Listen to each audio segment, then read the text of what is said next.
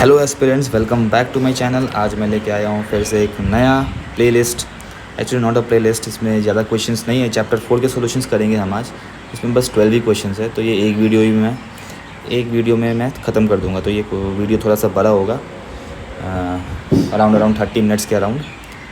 ठीक है, तो ये मेरे बारे में एक छोटा सा इंट्रोडक्शन, ये टाइटल चैप्टर 4। साथ में लिंक भी दिया हुआ है मेरे टेलीग्राम चैनल का। इसका चैनल का लिंक आपको वीडियो के डिस्क्रिप्शन में और चैनल के डिस्क्रिप्शन में भी मिल जाएगा। तो बिना कोई टाइम वेस्ट किए स्टार्ट करते हैं क्वेश्चन नंबर 1 से। क्वेश्चन नंबर 1 बोल रहा है, gravitational force acting on the particle of 1 gram due to similar particle is equal to 6.67 into 10⁻17 newtons. Calculate the separation between the particles. तो इसे हम कैलकुलेट कर लेते हैं। मुझे m1 equals to m2 equals to 1 gram दिया है, यानी कि 10⁻³ kgs। और फोर्स भी दिया है 6.67 इंटू 10⁻17 न्यूटन्स।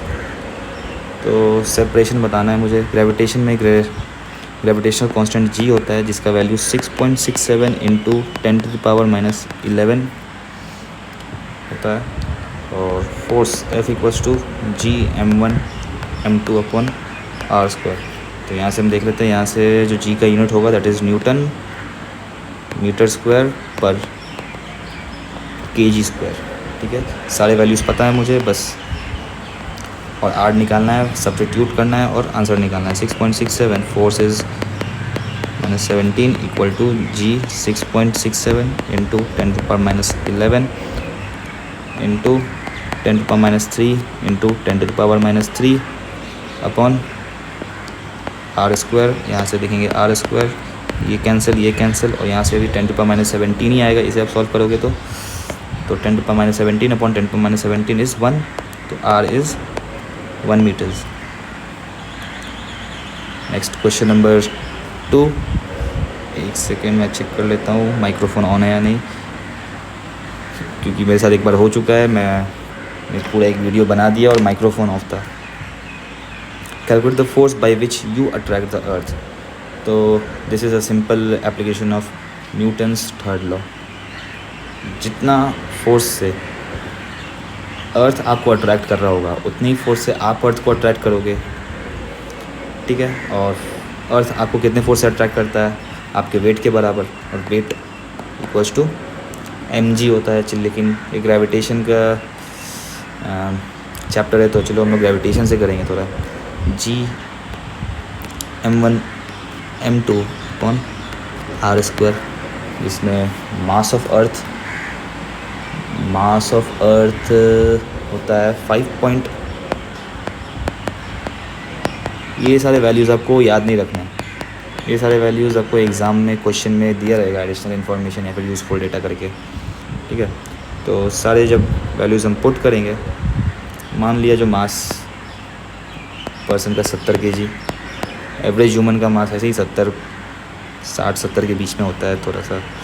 ठीक है, तो इसे हम सॉल्व करेंगे तो 6.67 इंटू 10⁻⁻, ग्रेविटेशन का -11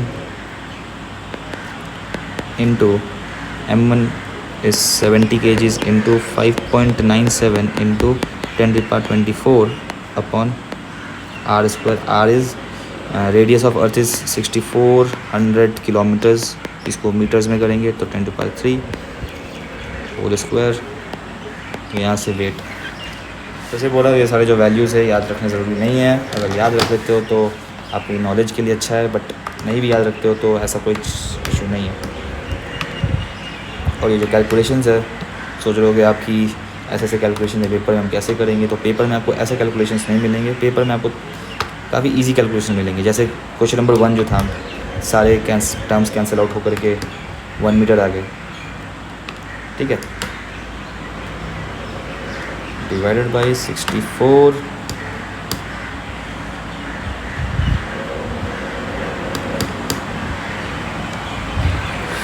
This is around 680.5 5 न्यूटन्स। चलिए वेट हम एक बार mg से भी निकाल के देखते हैं। mg से क्या होगा 70 इंटू ग्रेविटी 9.81। आप जब इसे कैलकुलेट करोगे तो 70 into this is around 686.7 Newton's, मतलब 6 न्यूटन्स का बस फ़र्क है। दिस इज़ 6 न्यूटन्स, मतलब 1% का एरर है बस, ठीक है। वैसे करेक्ट आंसर ये वाला है यहाँ पे।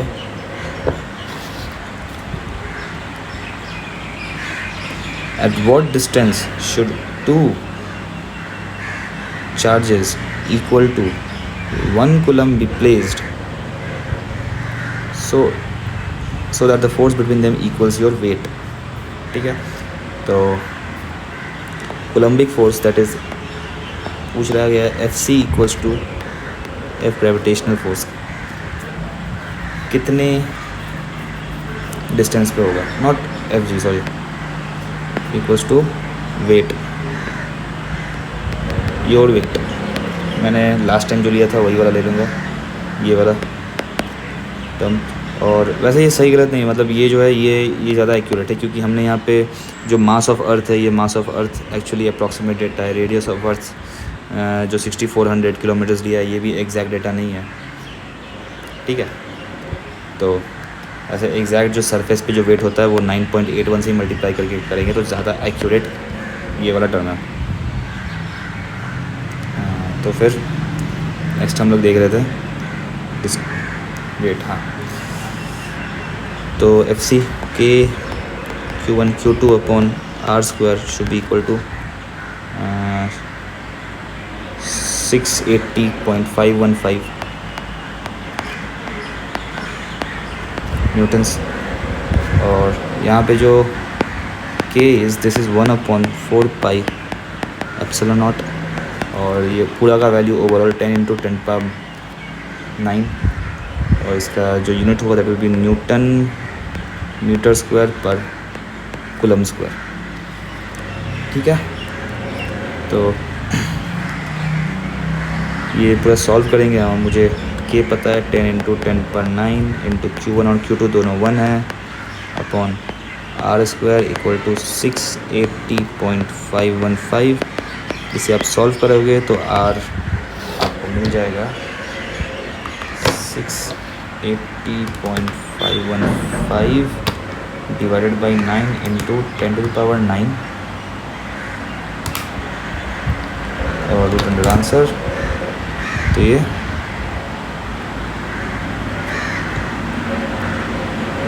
जस्ट अ सेकेंड, सॉरी गलती कर दिया मैंने। 9 into 10⁹ divided by 680.515 and root under करूँगा इसको, ये 36.65 मीटर्स है, मतलब अप्रॉक्सीमेटली 3.6 किलोमीटर्स के डिस्टेंस पे आपको रखना पड़ेगा, ठीक है। और ये डिस्टेंस हम जैसे जैसे कम करेंगे, सेपरेशन जैसे जैसे कम होगा दोनों चार्ज पार्टिकल्स के बीच का, तो ओवरऑल फोर्स बढ़ेगा। क्यों? क्योंकि डिनोमिनेटर को हम घटा रहे हैं, तो ओवरऑल टर्म बढ़ेगा। Question number 4, two spherical bodies each of mass 50 kg are placed at a separation of 20 cm. Calculate charges that are placed on the bodies and it is found that the Coulomb force of repulsion equals the gravitational attraction magnitude. Find the magnitude of charge placed on either body. ठीक है, तो ये भी बहुत ही आसान question है। इसमें Coulomb force equal to gravitational force करना है। तो Coulomb force में K Q1 Q2 upon R square और gravitational forces G M1 M2 upon R square. इसमें सेपरेशन का ज़रूरत नहीं है, सेपरेशन अगर नहीं भी दिया रहता तब भी हम आंसर निकाल लेते हैं, ठीक है। और M1 equals to M2 given है क्वेश्चन में, दैट इज़ 50 kg, और Q1 इक्वल्स टू Q2 क्योंकि बोला है इक्वल चार्जेस दोनों, और ये इक्वल चार्जेस होंगे और दोनों का साइन भी सेम होगा, क्योंकि सेम चार्जेस होंगे तभी वो एक दूसरे को रिपेल करेगा। तो वैल्यू सब्स्टिट्यूट कर देते हैं। और ये आ जाएगा जी ना 6.67 इंटू 10⁻⁻11 इंटू 50 स्क्वायर, और यहाँ से Q का वैल्यू आपका आ जाएगा almost 4.3 into 10⁻⁻9 Coulomb's. Next question number 5, a monkey is sitting on a tree limb. चलिए मंकी का मुझे डायग्राम तो पता नहीं कैसे बनाएंगे, इसे एक ब्लॉक की तरह बना देते हैं। चलिए ये ब्लॉक, ये मंकी है मेरा, ठीक है। The limb exerts the normal force of 48 Newton's, यानी कि लिम्ब एक फोर्स लगा रहा है। लिम्ब फोर्स अगर बैठे रहेंगे, जब भी आप बैठते हो तो आप चेयर पे मान लो बैठे हो, तो चेयर पे आप एक फ़ोर्स लगाओगे और जो चेयर है वो वापस आप पे फोर्स लगाएगा, जो कि लिम्ब पे लगेगा आपके, और वो लिम्ब आप पे फोर्स लगाएगा। यानी कि ओवरऑल ये 48 न्यूटन्स का फोर्स लग रहा है। ये नॉर्मल फोर्स है बिल्कुल। और फ्रिक्शनल फोर्स एक लग रहा है, दैट इज़ 20 न्यूटन्स। तो ओवरऑल फोर्स पूछा है, तो सिंपल वेक्टर एडिशन कर देंगे दोनों फोर्सेस का। तो वेक्टर एडिशन दोनों परपेंडिकुलर फोर्सेस है, तो इस केस में कैसे करते थे, सिंपल पाइथागोरस थ्योरम लगा के। और मैं आपको पता ये रिकमेंड करूँगा कि जब भी आप ये अगर फॉलो कर रहे हो मेरी सीरीज़ को, तो क्वेश्चन मेरे बनाने के पहले आप वीडियो को पॉज करके एक बार खुद से अटेम्प्ट करके देखो। हो सकता है आप एक दूसरे मेथड से उसको अप्रोच करो, फिर मैं एक दूसरे मेथड से बताऊं, और पहले आप करोगे तो आपको कहीं गलती करोगे तो आपको गलतियाँ भी आपकी पता चलेगी कहाँ पे आप गलती कर रहे हो, ठीक है। Next question, a body builder exerts a force of 150 Newton's against a bull worker and compresses it's by 20 centimetre. Calculate the spring constant of the spring in the bull worker. तो ये एक बहुत आसान क्वेश्चन। बुल वर्कर का मतलब अगर आपको नहीं भी मालूम है तब भी ये क्वेश्चन बना सकते हैं। जैसे जहाँ तक मुझे लग रहा है ये बुल वर्कर वो एक इंस्ट्रूमेंट आता है ना, ऐसे कुछ होता है, बीच में स्प्रिंग होता है, इसे दबाते हैं। इसे दबाना जिम के इक्विपमेंट का होता है, इसे दबाना हाथ के बीच में रख के इसको दबाते हैं, कंप्रेस करते हैं। तो ये पूछा है कि जब इसे कंप्रेस किया तो फोर्स जो बॉडी बिल्डर को लगा है वो 150 न्यूटन्स का फोर्स लगा है, और जो कंप्रेशन हुआ है दैट इज़ 20 सेंटीमीटर, यानी कि 0.2, ठीक है। तो फोर्स, स्प्रिंग फोर्स होता है इक्वल टू माइनस kx होता है। ये माइनस साइन जो है सिर्फ डायरेक्शन दिखाता है कि अगर हम कंप्रेस करेंगे, यानी कि फोर्स अंदर की तरफ लग रहा हो, कंप्रेशन अंदर की तरफ हो रहा है, तो जो स्प्रिंग फोर्स बाहर की तरफ लगाएगा, यानी कि डिस्प्लेसमेंट और फोर्स का जो डायरेक्शन होता है वो अपोजिट होता है, इसलिए माइनस साइन आता है। तो 150 इक्वल्स टू माइनस के मुझे निकालना है, एंड x इज़ 0.2। वैसे ये माइनस की ज़रूरत नहीं है, क्योंकि एक माइनस साइन यहाँ भी आएगा, माइनस यहाँ भी आएगा, माइनस माइनस प्लस हो जाएंगे। तो k will be equal to 750 newton पर मीटर। नेक्स्ट ये वाला question 7, a satellite is projected vertically upward from an Earth's mission. At what height above the Earth's surface will the force on the satellite due to Earth be reduced to half its initial value of the Earth station? ठीक है, तो इसे हम जब calculate करेंगे, दिया है कि सरफेस पे कुछ एक फोर्स लग रहा होगा अर्थ से, और जैसे जैसे जो ये सैटेलाइट है ये ऊपर स्पेस में जाता जाएगा, तो दोनों के बीच, अर्थ और सैटेलाइट के बीच का डिस्टेंस इंक्रीज़ करेगा। तो डिस्टेंस इंक्रीज़ करेगा तो ग्रेविटेशनल पुल का फोर्स डिक्रीज़ करेगा। तो ये पुल डिक्रीज़ होके हाफ कितने हाइट पे होगा, दैट्स ऑल। तो F1 दैट इज़ सरफेस पे जो हाइट है, that is Gm satellite into mass of the earth upon radius of the earth का स्क्वायर, और F2 should be equal to F1 upon 2, और उस हाइट पे जो आपका फोर्स होगा that will be Gm satellite into M earth upon radius of the earth plus height h का whole square, ठीक है। अब F1 के टर्म में मैं ये एक्सप्रेशन पुट कर दूंगा, तो this will be Gmsme upon RE square equal to Gmsme upon R E plus H whole square.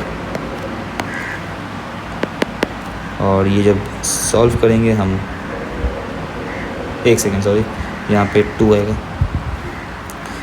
तो ये R E plus H whole square equal to 2 R E square.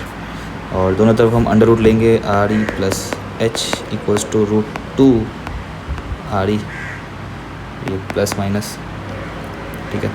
तो H will be equal to, ये minus वाला sign neglect कर देंगे क्योंकि इस यहाँ से मेरा हाइट नेगेटिव आ जाएगा, जो कि पॉसिबल नहीं है, यानी कि root 2 R E minus R E, और एच इक्वल्स टू रूट 2 मेरा ऑलमोस्ट 1.4 होता है, ठीक है।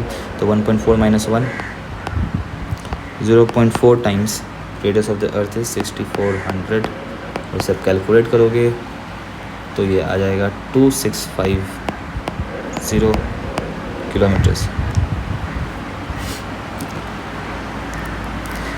2 charged particles placed at a separation of 20 centimeter exert 20 Newton of Coulomb force on each other. What will the force if the separation is increased to 25 centimeter? ठीक है, देखिए बहुत ही आसान क्वेश्चन। F1 मुझे दिया है K Q1 Q2 upon R1 square, and F2 is same charge particles है, बस डिस्टेंस बढ़ा दिया है, ठीक है। तो F1 अपॉन F2 कितना होगा? F1 upon F2 will be R2 upon R1 whole square. इस दोनों एक्सप्रेशंस को मैंने डिवाइड कर दिया, तो KQ1 Q2 कैंसल आउट हो जाएगा। और यहाँ से फिर मुझे F2 बताना है ना, हाँ, F2 will be equal to F1 R1 upon R2 whole square. F1 is 20 newtons at 20 centimeter upon R2 is 25 centimeters. यहाँ पे मैंने ऐसा यूनिट कन्वर्ट नहीं किया क्योंकि सेंटीमीटर है, दोनों कैंसिल आउट हो जाएगा। तो एक तरह से इस टर्म का कोई डिमेंशन नहीं है, तो आप कोई भी यूनिट लो फ़र्क नहीं पड़ता है, लेकिन मैं रिकमेंड करूँगा हमेशा ऐसा यूनिट ही लेने का। तो मैं भी यहाँ ऐसा यूनिट ही ले लेता हूँ, 0.0 मीटर्स में कन्वर्ट कर दिया, ठीक है। तो आप इसे जब कैलकुलेट करोगे तो ये आ जाएगा 20/25 square, 0.64 answer into 20, 12.8।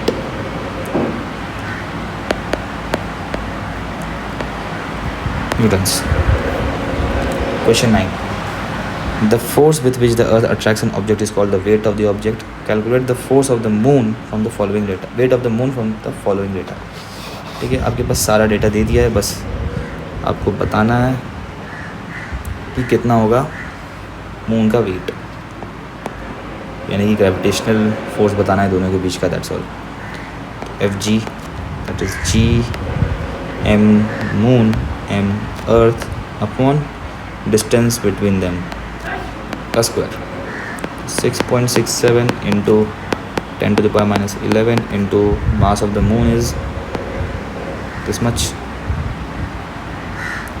3.8 into 10⁵ into mass of the earth is given this much, 6 into 10⁻24। देखा ये सारे वैल्यूज़ आपको यहाँ पे गिवन है, तो सॉरी ये मास नहीं है, ये मून का मास नहीं है, डिस्टेंस है। मून का मास ऑफ अर्थ, अच्छा मून का मास ये रहा 36 इंटू 10⁻22 अपॉन 3.8 इंटू 10⁵ इंटू 10⁻3 से मैंने मल्टीप्लाई इसलिए किया क्योंकि ये किलोमीटर्स में, मुझे ऐसा यूनिट में सारे वैल्यूज़ को पुट करूँगा, इसलिए 1000 से मल्टीप्लाई किया किलोमीटर में। और इसे आप सॉल्व करोगे तो आ जाएगा ये around 2 into 10⁻20 Newton's. Next question number 10. Find the ratio of magnitude of electric force to the gravitational force acting between 2 protons. ठीक है, तो इसके लिए मुझे प्रोटॉन का मास पता करना पड़ेगा। ऐसे चार्ज तो मुझे पता है क्या होता है, एक बार मैं मास कंफर्म कर लेता हूँ। Mass of proton 1.6 into 67 into 10⁻⁻27 and जो चार्ज होता है प्रोटॉन का that is positive 1.6 into 10⁻⁻19 Coulomb's. This is kgs। ठीक है, तो अब दोनों के बीच का F coulomb force upon F gravitational pull that will be equal to K Q1 Q2 upon R square divided by G M1 M2 upon R square will be cancelled out and सारे values को put करेंगे हम। तो 9 into 10⁻9 और दोनों protons का charges मुझे पता है 1.6 into 10⁻⁻19 square upon G is 6.67 into 10⁻11 into M1 M2 is 1.67 into 10⁻⁻27 whole square. तो ये आप जब कैलकुलेट करोगे तो ये आ जाएगा 1.24 into 10⁻36। Now question number 11. The average separation between proton and electron in hydrogen atom in ground state is 5.3 into 10⁻⁻11। ठीक है, तो प्रोटॉन और इलेक्ट्रॉन के बीच का आपको एवरेज सेपरेशन दे दिया इनिशियली, कल कूलम फोर्स बताना है। तो बहुत ही आसान क्वेश्चन। Q1 फिर से वही सारे में वही सारा आपको वैल्यूज़ कुछ ना कुछ एक दे दिया है और दूसरा वैल्यू निकालना है। कुछ खास कॉन्सेप्ट्स इसमें नहीं है बट ठीक है। तो चार्ज ये दोनों पे चार्ज 1.6 इंटू 10⁻⁻19 कूलम्स होते हैं। इलेक्ट्रॉन और प्रोटॉन दोनों का चार्जेस सेम होते हैं। फिर calculate coulomb force between them at this separation. तो FC is K Q1 Q2 upon R square. तो इसे हम सॉल्व कर वैल्यूज़ पुट करेंगे। 9 इंटू 10⁻9 K का value into Q1 Q2 1.6 into 10⁻⁻19 whole square upon R is 5.3 into 10⁻⁻11 whole square. इसे आप solve करोगे तो ये आ जाएगा अराउंड 8.2 इंटू 10⁻⁻6 न्यूटन्स। नेक्स्ट आपको FC1 बताना है when R is increased to 4 times। R1 is 4 times R।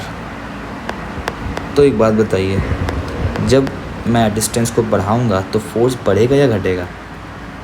Force घटेगा। क्यों? क्योंकि डिनोमिनेटर को मैं बढ़ा रहा हूँ तो ओवरऑल जो वैल्यू है वो घटेगा। कितना घटेगा? 4 टाइम्स है तो ये 4 टाइम्स स्क्वायर घटेगा, क्योंकि डिनोमिनेटर में स्क्वायर है तो ये स्क्वायर टाइम्स घटेगा, यानी कि 8.2 इंटू 10⁻⁻6 अपॉन 16। इसे आप सॉल्व कर लोगे तो आएगा 8.2 इंटू ये अराउंड 5.12 इंटू 10⁻⁻9 न्यूटन्स आ गया। ये last question, question number 12। For geostationary orbit of earth is at a distance of about 36,000 kilometers from the Earth's surface. Find the weight of a 120 kg equipment placed in a geostationary satellite. The radius of the Earth is। फिर से हमें वही gravitational force का magnitude बताना है कितना होगा। तो Fg मुझे मालूम है, that is GM1 M2 upon R square होता है। इसे सॉल्व करेंगे हम तो 6.67 into m1 is 120 kgs into earth का जो मास है दैट इज़ 6 इंटू हमने देखा है पहले भी कितना होता है मास ऑफ अर्थ 6 इंटू 10^24 मतलब अप्रॉक्स में ले रहा हूँ, एग्ज़ाम में आपको बता देगा कितना है मास का अर्थ लेना है। 64 होल स्क्वायर, इसे आप सॉल्व करोगे तो ये आपको into 120 into 6 into 10^24 divided by 64